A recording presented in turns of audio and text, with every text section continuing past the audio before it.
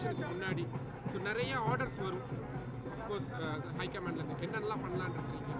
Orders இன்னும் வரல, வந்ததுக்கு அப்புறம் பேசுவோம். ஏன்னா என்ன பேச போறோம், என்ன வரப்போகுது, பிரதமர் அவர்கள் வந்து என்னென்ன மெசேஜ் கொடுக்க போறாரு. ஏன்னா எலெக்ஷன் நேரம் இருக்கு, இந்த நேரத்தில் ஒரு சரியான மெசேஜ் மக்களுக்கு போகணும். இது வரைக்கும் பிரதமர் மோடி அவர்கள் பொறுத்த வரைக்கும் இந்த தேசத்தை வந்து மிக ஒரு உருவான தேசத்தை உருவாக்கணும், ஒரு விக்சித் பாரத் நம்ம சொல்லிட்டு இருக்கோம், ஒரு ஸ்ட்ராங்கஸ்ட் நேஷன் அப்படி உருவாக்கணும்னா நிச்சயமாக அதுக்காக என்னென்ன முயற்சி பண்ணணும் அதெல்லாம் பண்ணிட்டு தான் இருப்போம். டிஎம்கே ஃபைல்ஸ்க்கு திருப்பி அண்ணாமலை அவர்கள் வந்து நிறைய ஆடியோ அதெல்லாம் வெளியிட ஆரம்பிச்சாங்க.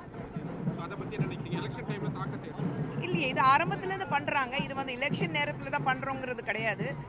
இப்போ டிஎம்கே பொறுத்த வரைக்கும் எப்படி இருக்குன்னா, எங்களோட மாநில தலைவர் அண்ணாமலை அவர்கள் காலையில் எந்திரிச்சோடனே என்ன பேச போறாரு, எந்த ஃபைல் வெளியில் எடுக்க போறாரு, அதை நினைச்சுதான் கொஞ்சம் பயத்துல உட்காந்துட்டு இருக்காங்க. அப்படி அந்த பயம்தான் சமீபத்தில் ஏதோ ஒரு இடத்துல வந்து திமுக காரங்க பேசும்போது முன்னாள் முதலமைச்சர் புரட்சி தலைவர் எம்ஜிஆருக்கு பதிலாக 3 மடங்கு அதிகமாக ஸ்டாலின் அவர்கள் இருக்கிறாருன்னு சொல்லியிருக்கிறாங்க.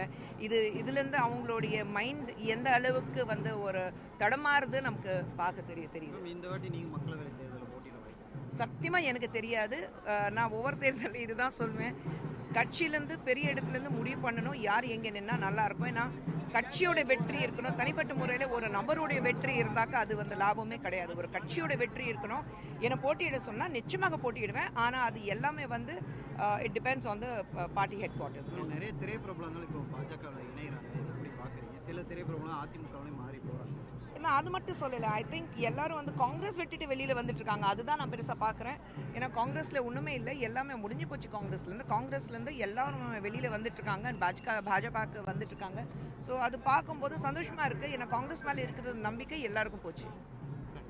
தேங்க்யூ. செய்திகளை உடனுக்குடன் தெரிந்து கொள்ள உடனே சப்ஸ்கிரைப் பண்ணுங்க.